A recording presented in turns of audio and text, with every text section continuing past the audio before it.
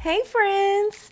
Welcome back to my channel. Thanks again for stopping by. I just want to say especially thank you to all my new subscribers. It's been so many new subbies within the past few weeks, so I appreciate you.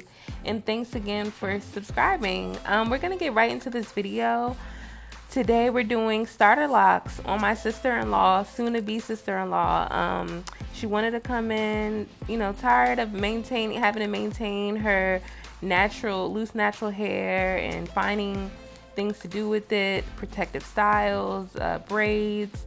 She wears a lot of braids and cornrows, so she wanted to just, begin her lock journey, and that's what we did here. She came in with freshly washed hair. You always want to start with freshly washed hair, damp hair when you're doing starter locks.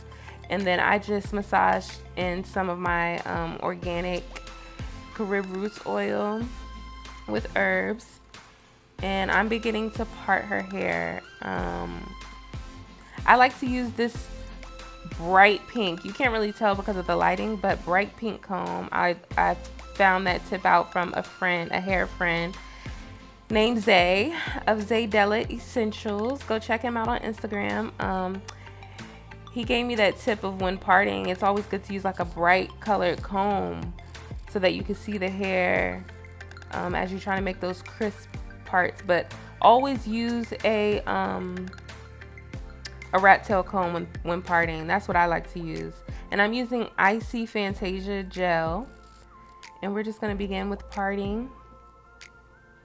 And I always begin starter locks, using the comb coil method. That's my favorite method to use when starting locks, because you have that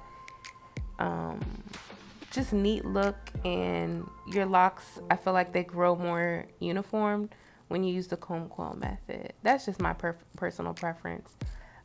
But you can begin locks any way you choose, whether it's braids, two-strand twist, freeform, whatever, interlocking.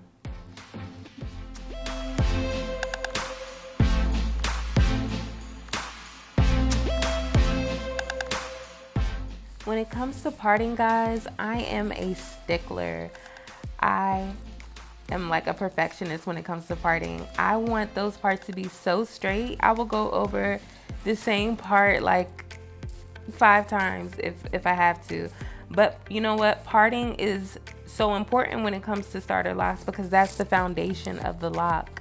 So you have to make sure that your lock to part or part to lock ratio is right, because just because someone may have fine hair or thin hair, you may think, oh, maybe I need to make the parts a little thicker or wider in width, and that their hair will grow thicker. But no, their hair is going to grow the same way that it's been growing.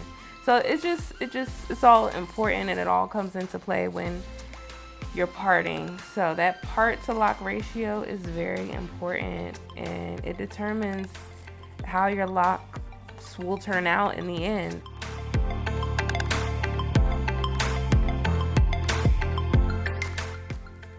Now this part is optional. I chose to use clips to hold her starter locks in place, or the coils in place, as I'm doing them. Like I said, I've done starter locks without using clips, but in my more recent installations, I've been using clips just to hold them in place, and they just help to keep that coil uniform.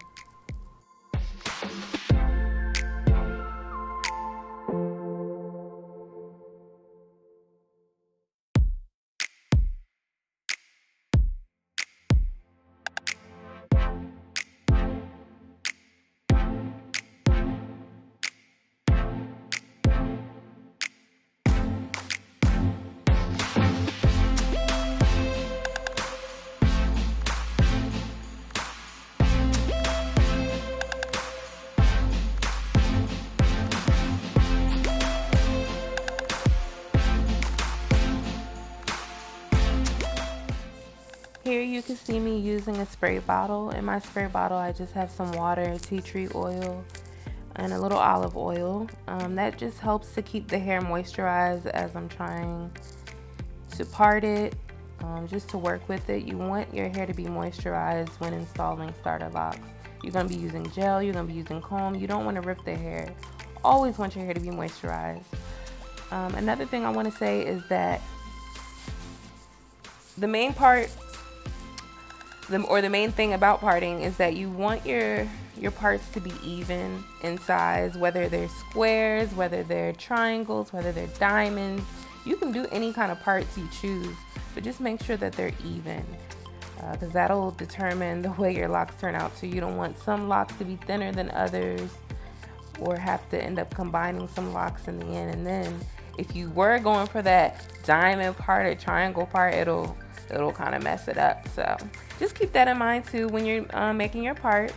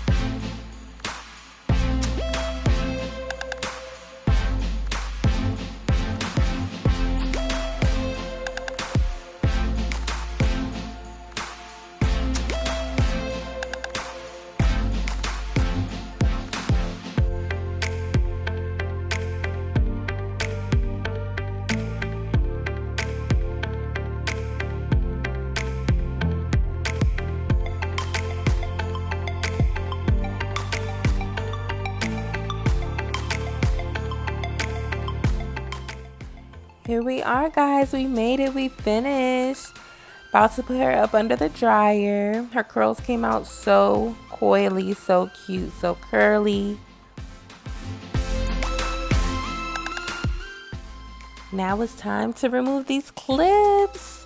Let's see how these coils turned out.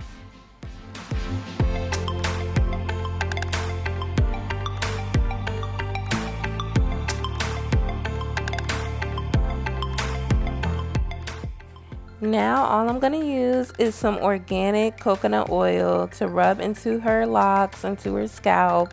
Not everyone can use coconut oil. I know some people have an allergy. I love the shine that it gives to starter locks. If I wasn't going to use coconut oil, I would have used my organic oil. So you can definitely use any oil of your choice, any oil combination of your choice, any mixture you have, just to give it that shine. And I always recommend rubbing some oil in your starter locks nightly, because I know they may be itchy sometimes. Look how bomb these coils came out, y'all. I love them.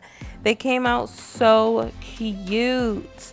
The parting, the coils. She is all set to begin her lock journey, and I cannot be more happy for her. As always, y'all, thanks again for watching. Thanks again for stopping by. Don't forget to like, comment, and share, and subscribe. Shout out to my new subbies. And also follow me on Instagram at NadiaNice.hair. I'll see you in the next video.